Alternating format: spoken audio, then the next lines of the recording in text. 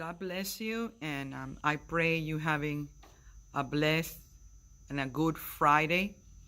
And I wanted to take a few minutes to discuss or talk about the reason why today is Good Friday. And a day like today, thousands of years ago, Jesus died on what was called the Cruz Misa. And basically, it was a tall vertical beam with a shorter piece that goes through it. And if the Romans wanted the victim to die faster, they will pierce nails in the wrists and heels. And for the victim to suffer, they tie their hands to the cross and pierce nails through the palms of their hands. And then the weight of the victim will crush the lungs and require the victim to push up on their feet and arms that were nailed in order to breathe.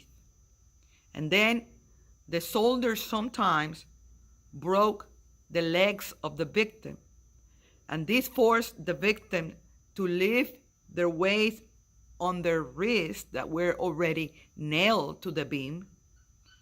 And the nerves in their arms quickly died, causing the victim to no longer be able to get up, and then they would suffocate and die.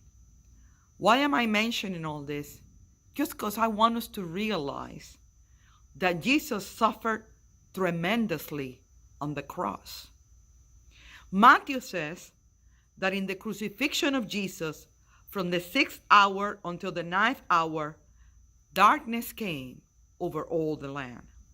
That is, there was darkness from 12 o'clock noon to 3 p.m. in the afternoon. And at the time, the darkness was considered an omen of fearsome events to come. You see, during those 3 hours, Jesus suffered beyond words on the cross. He carried in his own body our physical, emotional, and spiritual pain.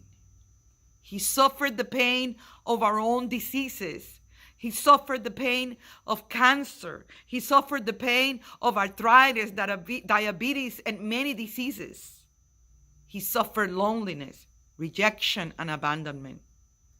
All the forces of hell came upon Jesus during those hours. The Gospel of Matthew chapter 27 says that near the 9th hour, Jesus cried with a loud voice, saying, Eli, Eli, lama sabachthani. This is, my God, why have you forsaken me? Jesus experienced what it's like to be separated from God. During these hours on the cross, he experienced our loneliness. He experienced the void and the emptiness that we feel when we do not have a personal relationship with God. And it's a void, it's a loneliness that nothing or no one can feel. The Gospel of Luke chapter 23 says that then Jesus, crying with a loud voice, said, Father, into your hands I commend my spirit. And having said that, he sighed. The Gospel of John says, when Jesus had taken the vinegar, he said, it is finished. And he bowed his head and he gave up his spirit. I want us to understand something. The entire detention, condemnation, and crucifixion of Jesus Christ took place because he allowed it. At any time, he could have fled the authorities, leave the city of Jerusalem, and return to the region of Galilee where he had his home, and therefore escape the trial and the crucifixion. And even when he was already on the cross, he said, do you think that I cannot now pray to the Father, and that he will not give me more than 12 legions of angels and free me from the cross. You see, the word legion at the time was a military term taken from the Roman army. And a legion was a group of 6,000 soldiers. Therefore, a legion of angels was approximately 6,000 angels. And here Jesus said, don't you realize that if I pray to my Father, he would have sent me 72,000 angels, which are very powerful spiritual beings. And they would have finished, they would have terminated all the soldiers and all the people that were torturing and killing Jesus that day. Now, I want us to understand something.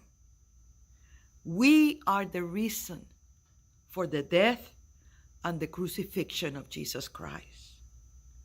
We are the reason, you and I, why he gave his life. You and I were on his mind that day. We were on his heart that day.